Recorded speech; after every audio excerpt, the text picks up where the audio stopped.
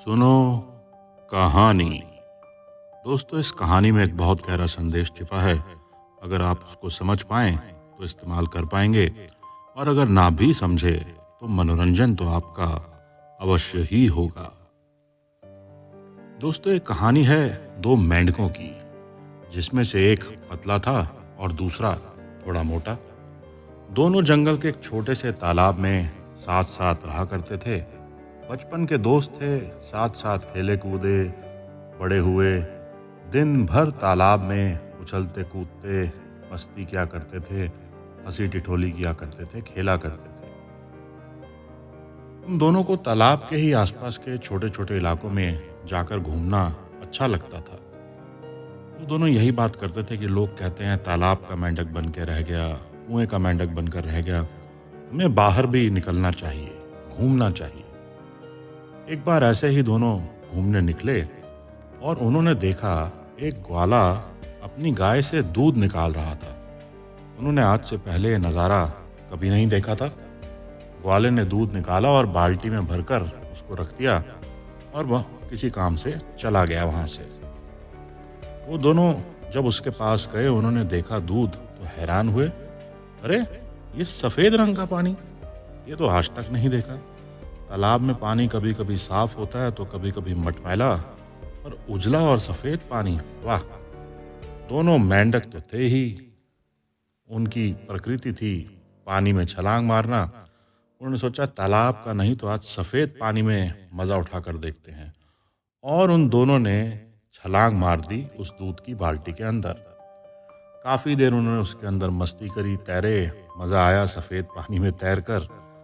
फिर आपस में उन्होंने बात करी कि भाई, मज़ा आ गया तैर कर सफ़ेद पानी में, अब वापस अपने घर यानी तालाब जाने का समय होगा, चलो चलते हैं। और जब उन्होंने कोशिश करी बाल्टी से बाहर निकलने की तो निकल नहीं पाए। बाल्टी थोड़ी सी ऊंची थी, और जब वो बाल्टी के किनारे दीवारों से छलांग लगाने की कोशिश करने लगे तो देखा वहाँ पर बहुत फिसलन थी, दूध की चिकनाई थी। वो जब भी कूदने की कोशिश करते उनके पैर फिसल जाते और वो बाल्टी के नीचे तक पहुँच जाते।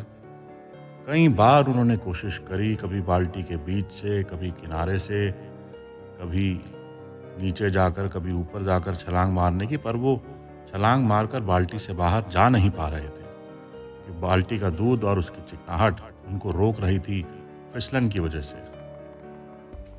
अब एक मेंढक ने दूसरे को बोला कि भाई देख, निकलना तो हमको इस बाल्टी से है, कोशिश तो करनी पड़ेगी, और बहुत कोशिश करने के बाद भी बाहर नहीं निकल पाए। तो ऐसा करो मेरे दोस्त कि तैरते रहो तैरते रहो। हम अगर यहाँ तैरते रहेंगे, जब वो ग्वाला वापस आएगा या और कोई आएगा तो देखकर हमें ज़रूर बाल्टी से निकाल देगा। दूसरा वाला मेंढक थोड़ा सा मोटा और आलसी था। उसने कोशिश तो करी, पर 1-2 घंटे जब वो तैरते रहे तो वो थक गया, और उसने अपने दोस्त को कहा, भाई अब मैं और कोशिश नहीं कर सकता।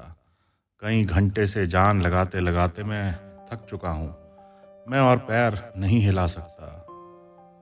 पतले वाले मेंढक ने अपने दोस्त को कहा, अरे दोस्त, ऐसा मत बोल। अगर तू टांग चलाना रोक देगा तो तू डूब जाएगा, और कुछ देर में तेरी सांसें रुक जाएंगी, तू मर जाएगा। हमको मरना नहीं है, तू पैर चलाता रहे मेरे दोस्त। पर वो मोटा मेंढक थोड़ी देर तक पैर चलाने के बाद बोला, भाई हमने बहुत अच्छा समय साथ बिताया, पर अब लगता है मेरा अंत समय आ गया। अब मैं और कोशिश नहीं कर सकता, अब मैं और मेहनत नहीं करूँगा, मैं और पैर नहीं चला सकता, और शायद मैं डूब कर मर जाऊँ। उस पतले मेंढक ने अपनी आंखों के सामने अपने बचपन के दोस्त को डूबकर मरते हुए देखा। ये देखकर उसकी आंखें भर आई, और साथ साथ वो ज़्यादा तेज़ी से पैर चलाने लगा। उसके अंदर अग्नि प्रकट हो गई कि जैसे भी हो मुझे अपना जीवन बचाना है, कुछ भी हो मुझे इस बाल्टी से बाहर निकलना ही है। अगर मैंने हार मान ली तो मैं भी मर जाऊंगा। नहीं, मुझे आज नहीं मरना है। आंखों से आंसू निकल रहे थे, पर फिर भी हिम्मत बढ़ती जा रही थी। और जैसा हम सब जानते हैं, अगर दूध को थोड़ी देर तक चलाया जाए, घुमाया फिराया जाए, तो उसमें से मक्खन बाहर आने लग जाता है। और ऐसा ही हुआ, क्योंकि बहुत घंटों से वो दोनों मेंढक उस दूध में पैर चला रहे थे और दूध घूम रहा था। तो उस मेंढक के थोड़े से और पैर चलाने से दूध का मक्खन बाहर आने लगा और दूध भी गाढ़ा होने लगा। दूध के गाढ़ा होने और मक्खन के बाहर आ जाने से मेंढक को थोड़ी सी सहायता मिली और दूध जब गाढ़ा हुआ वो मक्खन के टुकड़े पर चढ़ा और वो पहले जैसा चिपचिपा नहीं रहा। उस मक्खन के ऊपर बैठकर पूरे जोरों से एक छलांग लगाई और बाल्टी से बाहर आ गया। बाल्टी से बाहर आने के बाद कुछ देर तक उसको समझ नहीं आया कि उसके साथ क्या हुआ। एक तरफ उसने अपने बचपन का सबसे अच्छा दोस्त खो दिया और दूसरी तरफ अपनी मेहनत से अपनी जान बचा ली। उसने उदास होकर के सोचा, मेरे दोस्त की जान क्यों गई? और उसको उत्तर मिला, क्योंकि उसने हार मान ली। अगर वो भी थोड़ी देर और पैर चलाता तो उसके साथ वो भी जीवित बाल्टी से बाहर आ जाता। जी हाँ मित्रों, यही होता है ज़िंदगी में।